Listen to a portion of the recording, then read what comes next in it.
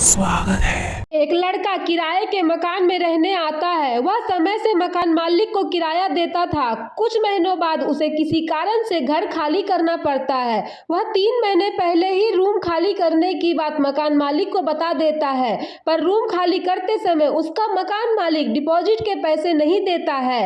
इस पर किराएदार गुस्सा होकर बोला, मेरे पैसे दे दो, पर लालची मकान मालिक उसके पैसे नहीं देता है। इस पर दोनों में हाथापाई हो जाती है और हार्ट अटैक से किराएदार की मौत हो जाती है और मकान मालिक डर जाता है। तब से लेकर अब तक वह घर किराए पर नहीं लग पाया है, क्योंकि उस घर में किराएदार की आत्मा भूत बनकर घूमती है।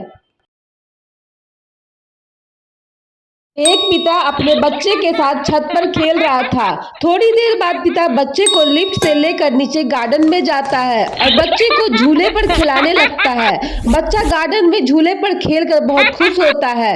पिता वहीं फोन पर बात करने लगता है और बच्चा वहीं खेल रहा होता है। तभी एक बच्ची वहां पर आती है और उस बच्चे के साथ खेलने लगती है। थोड़ी देर बाद पिता की नजर उस बच्ची पर पड़ती है। पिता उस बच्ची से बोला, तुम कौन हो? उस पर बच्ची बोली, मुझे नहीं जानते। आदमी बोला, नहीं।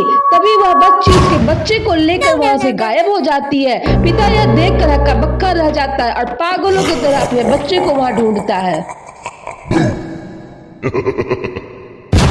एक लड़का टेबल पर बैठकर पढ़ रहा था। उसके एग्जाम चल रहे थे, इसीलिए रात के 3 बजे उठकर पढ़ रहा था। लेकिन उसे नींद भी आ रही थी, पर पढ़ना जरूरी था क्योंकि सुबह एग्जाम था।